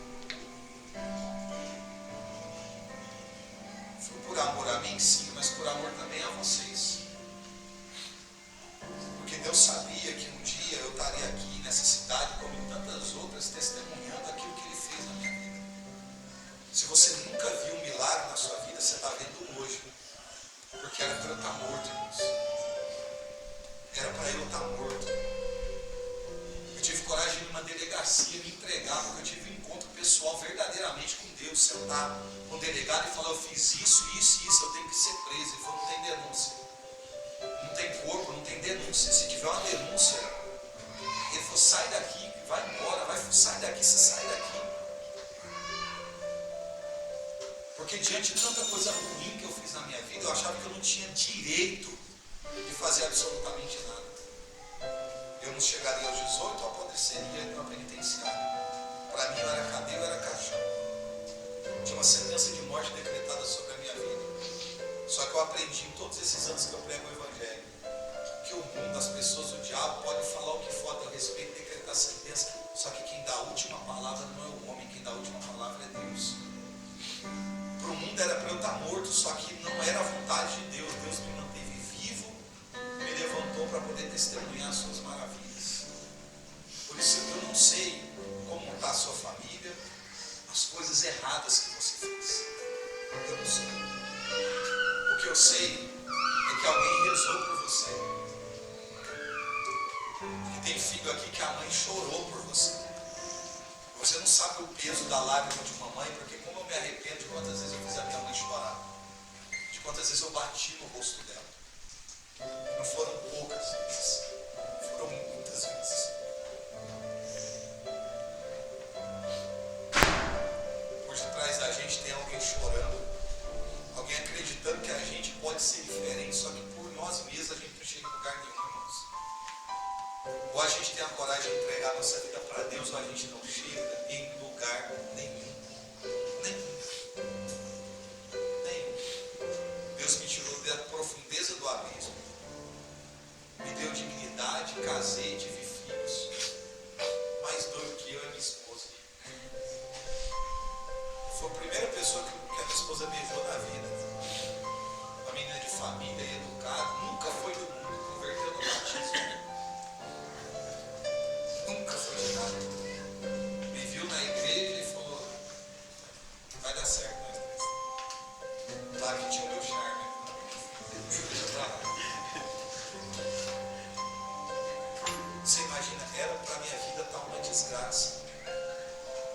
Acabando o sentido de carnaval, tem plano de voltar, coisa boa, voltar pra casa, encontrar esposa, encontrar filhos. Só que eu só tenho tudo isso porque Deus me levou. Só que ficaram muitos amigos meus pelo meio do caminho. Aqueles que pregaram para mim para eu vir para a igreja já não caminham mais. Alguns dos meus amigos que se converteram, voltaram para o mundo ou estão presos ou foram mortos. Então eu queria rezar com você e por você, para que Deus mude a sua vida, para que Deus te converta, para que Deus mude a sua história, mude a sua casa, transforme a sua vida. Transforme. Porque quando você sair daqui, ao término de todo o retiro, você não vai ser mais a mesma pessoa, vai pedir perdão para quem você tem que pedir perdão, vai refazer sua vida, se reorganizar, se reconciliar com seus pais, acertar a sua vida e fazer a vontade de Deus. Fique de pé para a gente rezar.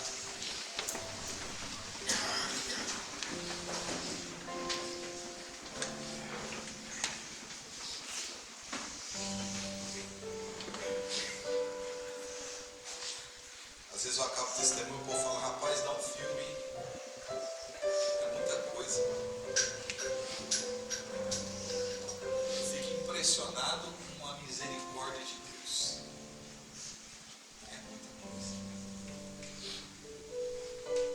Depois vocês pesquisem lá no Google, coloca lá Charles Vieira, testemunho PHN. Vocês vão ver minha mãe, minha esposa estava grávida, mas a Kelly, quando ela nasceu, ela fala, minha mãe fala um pouco lá no final.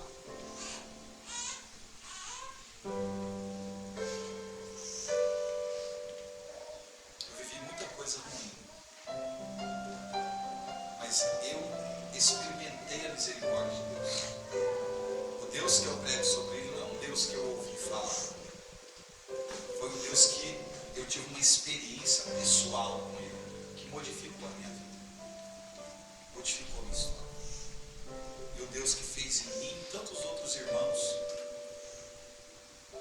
também quer fazer essa transformação operar na sua vida.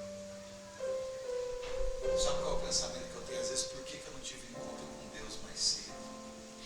Eu não teria feito tanta coisa errada. Estou vendo jovenzinhos aqui. A melhor coisa é entregar a juventude para Deus. A melhor coisa que vocês fazem na vida de vocês. Porque a pior coisa é quando a gente se fere nesse mundo, se decepciona, não vale a pena. Não vale a pena. Eu experimentei tudo isso, não vale a pena. Eu sei que é droga, prostituição, tudo que não presta, gandaia, não vale a pena. Não vale a pena. Então feche os seus olhos um instante.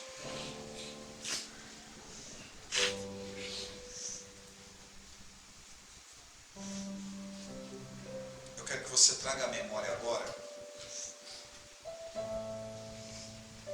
quais são os seus pecados, os seus erros, aquilo que de repente você fez que feriu pessoas, magoou pessoas, afastou pessoas, coisas que você